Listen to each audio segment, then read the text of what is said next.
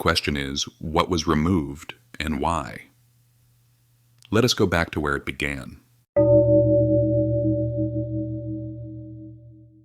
In 1945, in the desert sands of Nag Hammadi, Egypt, a collection of ancient texts was discovered, texts that had been buried for over 16 centuries, hidden by monks who knew the church was coming to destroy them.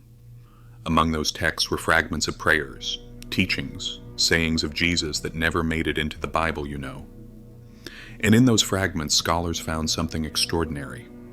An older version of the Lord's Prayer, not the one you memorized, not the one in Matthew or Luke, but a version that contained an ending the canonical Gospels do not include.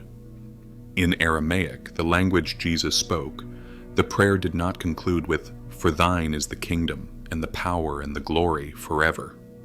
That line, by the way, was added centuries later. It does not appear in the earliest Greek manuscripts. It was inserted to give the prayer a liturgical flourish, a closing that felt grand enough for public worship. But the original ending was not grand. It was intimate. It was breath. In the fragments recovered from the Didache, one of the earliest Christian teaching documents, and in oral traditions preserved by the Desert Fathers, the prayer completed itself with a return. A line that brought the divine full circle. "For yours is the breath that moves through all things, and the light that remembers itself in me." Not a declaration to a distant king, but a recognition of union. The prayer did not end by sending your attention outward to a throne in the sky. It ended by drawing the presence inward, into your chest, into your breath, into the awareness that the Father is not separate from you. He is the living spirit that animates you. And when you speak that final line, you do not close the prayer. You become it. The breath that moves through all things is the same breath moving through you right now.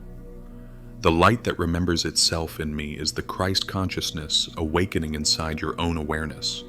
This was not metaphor. This was instruction. The prayer was a technology, a way to align your inner being with the source of all being, and that is why it was erased. Because the moment you realize that the Father's breath is your breath, you no longer need a mediator. You no longer need a priest to grant you access. You no longer need an institution to tell you that you are separated from God by sin and can only return through their sacraments.